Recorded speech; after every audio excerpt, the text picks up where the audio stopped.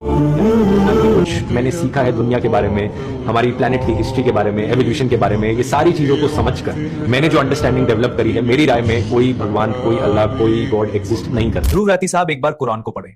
मेरा चैलेंज है कि आप हाँ को तस्लीम करेंगे।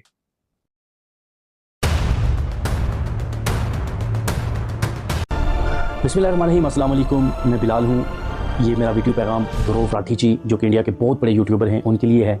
आज की इस वीडियो में मैं कोशिश करूँगा कि मैं हिंदी शब्दों का ज़्यादा से ज़्यादा इस्तेमाल करूँ। ध्रुव राठी जी, सबसे पहले मैं आपकी रिसर्च की कदर करता हूँ। आप सवाल पूछते हैं, आज मैं भी सवाल करूँगा, मगर दलील के साथ और इज़्ज़त के साथ। साइंस कहती है यूनिवर्स की शुरुआत हुई। जो चीज़ शुरू होती है उसका कारण होता है।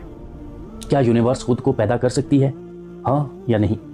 अगर बिग बैंग शुरुआत थी तो उससे पहले क्या था? अगर आप कहें क्वांटम फ्लक्चुएशन, तो सवाल बाकी है, क्वांटम नियम कहाँ से आए?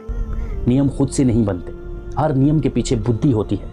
यूनिवर्स फाइन ट्यूटेड है, ग्रेविटी थोड़ी सी बदल जाए लाइफ ख़त्म, कॉस्मोलॉजिकल कांस्टेंट बदल जाए गैलेक्सी ख़त्म, कहकशाएं ख़त्म। ये सब हादसा है या डिज़ाइन? कितने हादसे एक साथ? डीएनए एक कोड है, हर कोड के पीछे माइंड होता है। इंफॉर्मेशन खुद से पैदा नहीं होती। अगर सब कुछ अंधा प्राकृतिक प्रक्रिया है तो तरतीब कहाँ से आई? अब अखलाक पर बात करते हैं। अगर भगवान नहीं है तो सही और गलत क्या है? अगर अल्लाह नहीं है तो जुल्म क्यों गलत है? क्या मासूम बच्चा मारना सिर्फ राय है? अगर सब कुछ एवोल्यूशन है तो ताकतवर ही सही है। हिटलर गलत नहीं था, सिर्फ सक्सेसफुल था। अगर सब कुछ केमिकल रिएक्शन है तो आपकी सोच भी केमिकल है, आपकी रीजनिंग भी केमिकल है। फिर सच क्या है? ट्रुथ क्या है? अगर दिमाग सिर्फ सर्वाइवल के लिए बना है तो सच्चाई की गारंटी कहाँ है? अब फलसफा देखते हैं। क्या अस्तित्व इंस्तित्व से आ सकता है? क्या वजूद अदम से पैदा हो सकता है? या कोई नीतिया सत्ता है? क्लासिकल थिसिज्म कहता है एक वाजिबुल वजूद होना चाहिए जो खुद पर निर्भर ना हो, जो सबका कारण हो, जो समय और सत्या से पार हो। इस्लाम यही कहता है, एक खुदा, ना वो जना गया ना उसने किसी को जना, वो नित्या है, वो आदि कारण है।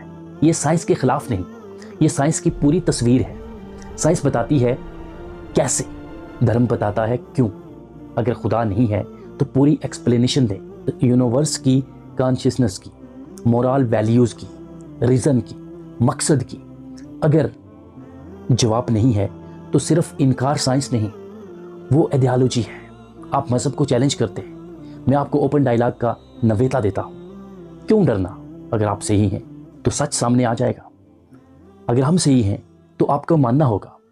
ये ईगो का मसला नहीं, ये अनंत जीवन का सवाल है। जब एक बच्चा रोता है हम कहते हैं इंसाफ होगा। अगर खुदा नहीं तो आखिर न्याय कहाँ होगा? जालिम कहाँ जवाब देगा? क्या सब मट्टी हो जाएगा?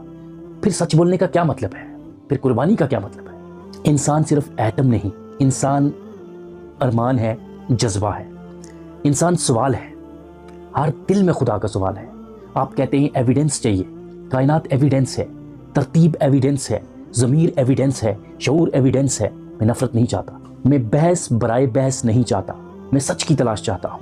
मैं आपको इज्जत के साथ दावत देता हूँ। एक बार कुरान को बतौरे फिक्री चैलेंज पढ़ें, एक बार खुले मन से सुने। अगर गलत है रद्द कर दें, अगर सच है तो कबूल कर लें। दरवाज़ा खुला है ध्रुव भाई, मकालमा मुमकिन है। फैसला दलील पर होगा, जज्बे पर नहीं। सच से डरना नहीं चाहिए और सच्चाई कभी सवाल से नहीं डरती।